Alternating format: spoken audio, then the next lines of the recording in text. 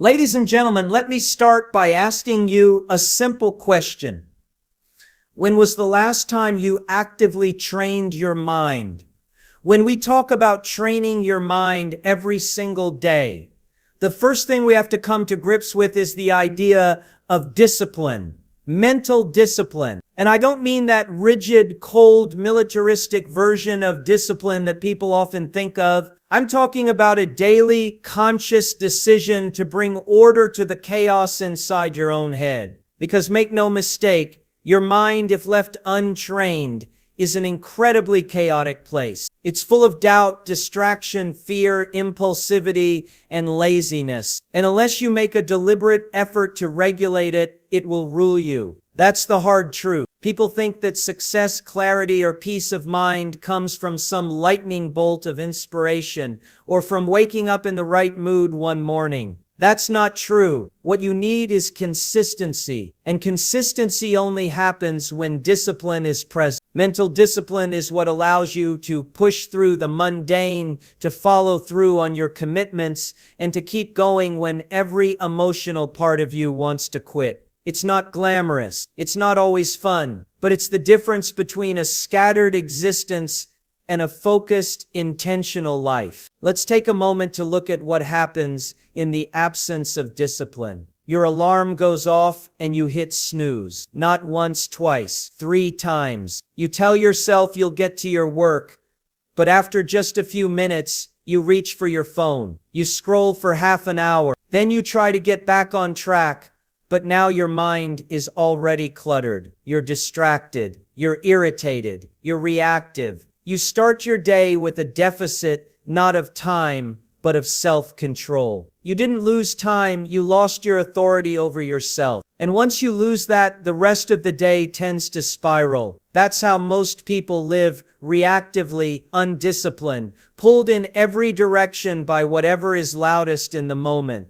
Training your mind is the antidote to that chaos. It's a daily practice of reclaiming your attention, your intentions, and your integrity. And it starts small. You say, I'm going to get up when I say I will. That seems trivial, but it's not. That's a contract with yourself. You say, I'm going to write for 20 minutes, or I'm going to read 1 chapter, or I'm going to finish this task before I check my messages. Those are the mental reps. And every time you follow through, your mind learns something.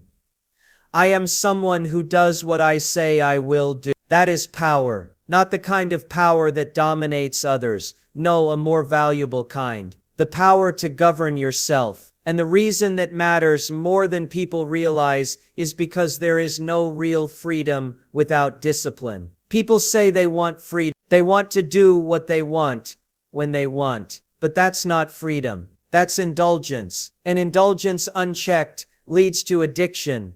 Addiction to ease, to comfort, to distraction. True freedom is the ability to choose what is good for you, not just what feels good in the moment. That kind of freedom only comes when you have trained your mind to act in accordance with your higher values, even when your emotions pull you elsewhere. Discipline is also what allows you to delay gratification. That's something every mature person has to come to terms with.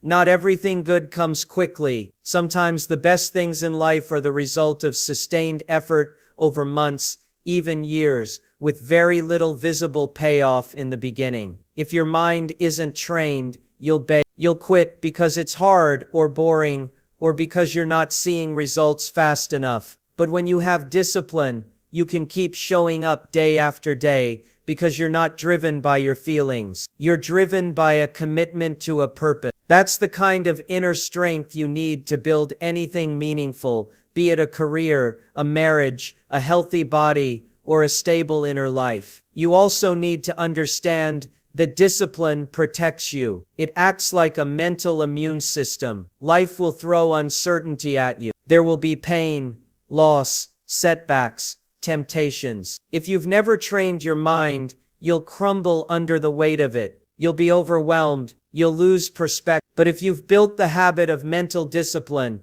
if you've practiced ordering your thoughts, calming your reactions, and staying grounded in your values, then you're not so easily shaken. You don't become immune to suffering, but you become stronger in the face of it. This is where people often misunderstand the value of daily routines and habits. They think routines are restrictive or robotic, but what they really are is structure, and structure is what allows something to grow. A tree without structure collapses under its own weight. A life without structure follows the same principle. You need a framework, and training your mind gives you that framework internally. It gives you scaffolding for your thoughts, for your reactions, for your decisions. And look, this doesn't mean you'll be perfect. You'll mess, you'll fall off the plan, you'll procrastinate. That's normal, but the difference with a disciplined mind is that you recognize the slip and you correct course quickly. You don't spiral into self-loathing. You don't write off the whole week because one day didn't go as planned. That's another benefit of daily mental training. It makes you resilient, not just against external challenges, but against your own failures. You stop being a victim of your mood or your mistakes, and you become someone who can lead yourself out of darkness, one decision at a time. So when I say train your mind every single day, I'm not talking about adding another thing to your to-do list, just for the sake of productivity. I'm talking about reclaiming control over your life. I'm talking about stepping into responsibility, real responsibility for who you are becoming. Because you're always becoming something. The question is whether that becoming is intentional or accidental. Discipline doesn't just happen. It has to be practiced, repeated, reinforced. You build it by doing the things you don't feel like doing over and over until they become part of who you are. You might start small, one disciplined decision each morning. That's enough. Because what you're doing isn't just completing tasks. You're building a mind that can be trusted, and that more than any goal or achievement is the real prize, becoming someone who can trust themselves, someone who can say, I'll do it and mean it, someone who doesn't need the world to be perfect in order to function, someone who can face uncertainty and stay calm. That kind of person doesn't happen by accident. It's the product of daily work, quiet work, unseen work, but transformative work. Train your mind every single day, and eventually your mind will stop working against you and start working for you. And when that happens, you become a force in the world that isn't easily shaken. Resilience. It's one of those words people throw around a lot, but rarely take the time to understand what does it really mean to be resilient. It doesn't mean you're unbreakable. It doesn't mean you're always strong. It means you have the capacity to face suffering, to walk through chaos, and to not fall apart completely. And that capacity doesn't come from hoping things will go well. It comes from training your mind every single day, deliberately, patiently, and often in silence, so that when difficulty arrives, as it always does, you are not overwhelmed by it. You're ready, you're prepared, because you've developed something far more valuable than comfort. You've developed strength. Resilience is a psychological muscle, and like any muscle, it doesn't grow without resistance.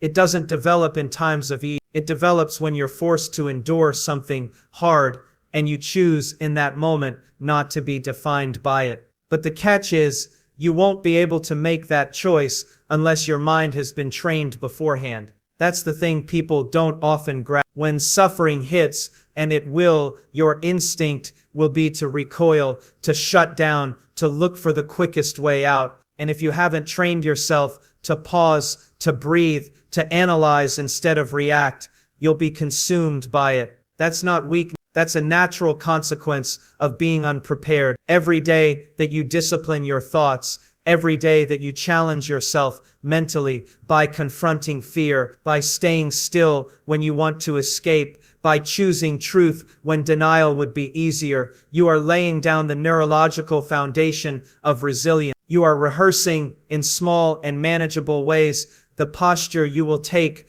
when larger trials come, and they will come. That's not pessimism, that's life. So the question becomes, will you be ready? We seem to have lost this understanding in the modern world, where so much is centered around ease, comfort, and the avoidance of pain. But the avoidance of pain doesn't lead to freedom. It leads to fragility. A mind that has never faced hardship is like a body that's never moved. It's weak, unstable, and vulnerable to collapse. The world will not stop being difficult to accommodate your fragility. It's your responsibility to strengthen yourself, to meet the world. And the path to that strength is through difficulty, not around it. There's something deeply meaningful about voluntarily confronting discomfort. When you do hard things on purpose, not because someone forced you, not because life shoved you into a corner, but because you chose it, you start to discover what you're really made of. You discover that your capacity is greater than you thought, that you can endure more than you imagined. And that realization becomes a source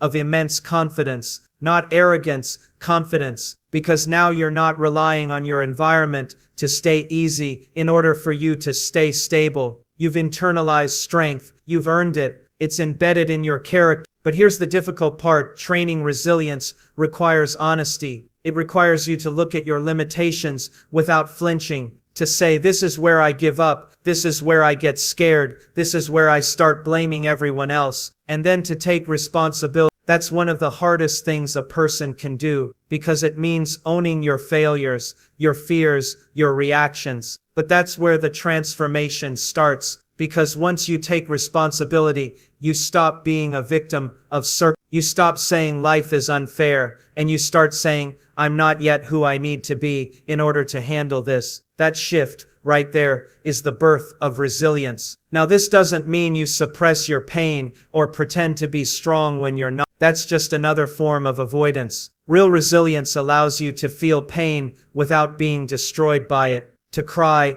and still move forward, to be uncertain and still act, to fail and still try again. It's not the absence of struggle, it's your relationship with struggle that changes. You stop seeing it as the enemy, and you start seeing it as the environment where you forge who you are. Think of it this way. If you were designing a character in a story, someone admirable, someone people would look up to, would you write them as someone who never faced adversity? Of course not.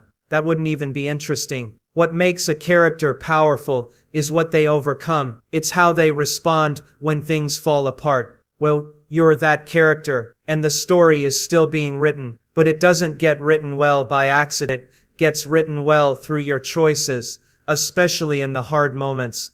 The challenge is, no one applauds you while you're building resilience. It's invisible work. You're not going to get praise for choosing patience over anger. You're not going to get a trophy for waking up early to face your fears or for choosing discipline when no one's watching. But that's the point. Resilience is built in private and revealed in crisis. And when the crisis comes, and it always does, you'll be glad you did the work. There's also a deeper, almost spiritual aspect to this. When you train your mind every single day to endure discomfort, to choose meaning over pleasure, to act in alignment with your highest values, you're not just becoming stronger, you're becoming more integrated, more whole. You stop being at the mercy of your impulses. You start to become someone who can be trusted by others, yes, but most importantly, by yourself. And that's the real gift of resilience. You learn to trust yourself. You learn that no matter what happens,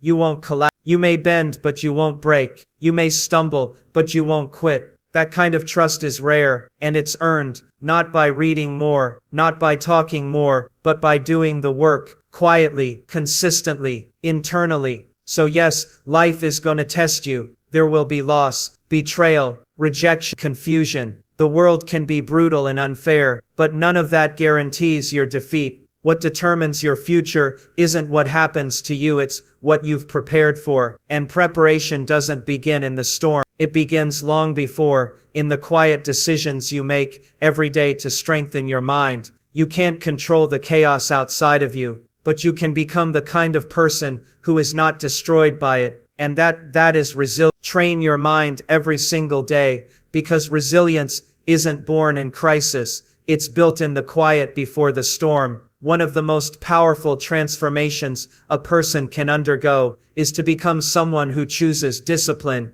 over impulse. In a world that is addicted to immediacy, where comfort, distraction, and gratification are just one click away, it is rare, almost revolutionary, to develop the kind of mental sharpness and integrity that can resist the temptation to drift. The modern world doesn't reward restraint, it rewards consumption. It doesn't encourage you to slow down and think, it pushes you to react, to chase, to scroll, to indulge, and in that whirlwind, most people lose themselves. But you don't have to. You can train your mind to be the kind of instrument that doesn't just go along with whatever mood or impulse strikes. You can cultivate a mind that is directed not by appetite, but by intention. And that takes work, serious work, because the mind doesn't drift toward discipline. It drifts toward ease, toward the path of least resistance. So when I say train your mind every single day, I mean just that. It's not a poetic phrase, it's a psychological and moral imperative, because your life will be shaped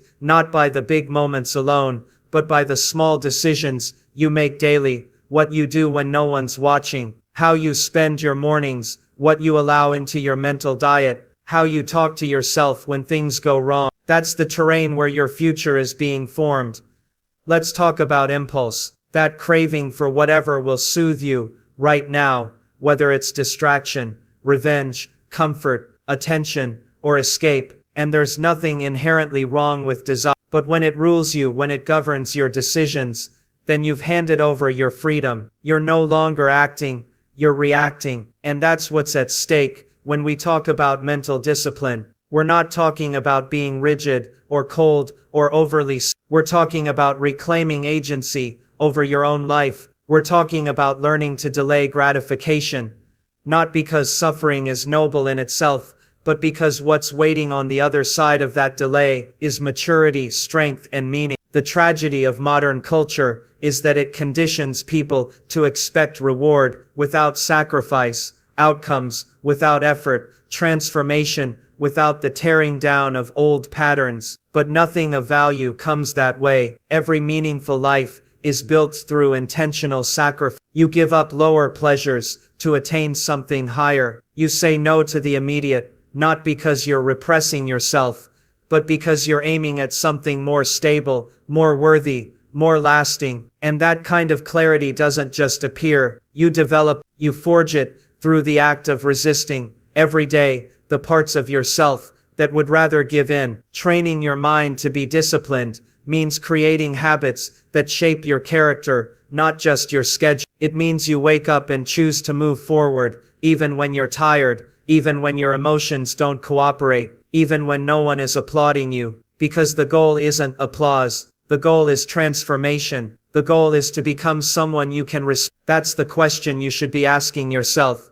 Can I respect the person I'm becoming? Not am I achieving enough, or do people admire me, but am I living in a way that aligns with what I believe is good, true, and necessary? You won't get there by accident. You'll get there by deliberate daily training. And the training doesn't always look dramatic. It looks like turning off your phone so you can focus. It looks like not responding to that insult. It looks like choosing to speak the truth, even when lying would be easy. It looks like holding your ground when everything in you wants to run. Those are the invisible acts of war, the ones you fight in the battlefield of the mind. And the more you win there, the more grounded and capable you become out here in your work, in your relationships, in your vision for the future. Here's the other thing. Discipline sharpens your perception. When your mind is trained, you begin to see things more clearly. You stop being tossed around by every new piece of information, every cultural trend, every social comparison. You start to evaluate things based on principle instead of popularity. You begin to know what matters and what doesn't, and that clarity gives you peace, not the kind that comes from avoiding difficulty, but the kind that comes from standing on solid ground. If you've ever felt lost or chaotic or stuck in cycles of self-sabotage, chances are your mind hasn't been trained to hold the line when it matters most. It's not a character flaw, it's just a gap in training. But the good news is, you can begin again right now. You can start to develop habits that align with your values. You can begin to build a life that isn't ruled by what feels good in the moment, but by what's good over time. That's what a trained mind does. It keeps the long term in view, even when the short term is screaming for attention. And this is especially important when you consider the weight of responsibility that comes with adulthood. As you grow, more people begin to depend on you. Your actions ripple outward. Your integrity matters. If you don't learn to master yourself, you will cause pain to yourself, yes, but also to others. And that's not a risk you want to take lightly. A disciplined mind protects not only your future, but the futures of those who trust you. You will not always feel like doing what's right. You will not always feel courageous, or clear-headed, or focused. But that's why discipline matters. Because when your feelings fail you, and they will, discipline steps in and says, we're doing it anyway. That voice doesn't develop overnight. You have to build it. You have to train it. And the earlier you start, the stronger it becomes. Eventually it becomes second nature. Not easy, but normal. You don't rely on motivation. You don't need the perfect condition. You just do what needs to be done. That is freedom. There's a deep irony here. People think discipline restricts you, that it takes the joy out of life. But that's only true if you misunderstand it. In reality, discipline creates space for real joy because it protects you from chaos. It creates stability, and with stability comes peace. Peace that isn't dependent on everything going well, but on your ability to remain steady when things fall apart. A disciplined mind doesn't need to escape reality. It can face it, shape it, and even elevate it. So when I say train your mind every single day, I mean train it to obey something higher than your feelings. Train it to serve a purpose greater than your comfort. Train it to be an ally, not a tyrant. And if you do that quietly, consistently, without fanfare, you'll wake up one day and realize you've built a life of integrity, strength, and meaning, not because it was handed to you, but because you fought for it every single day.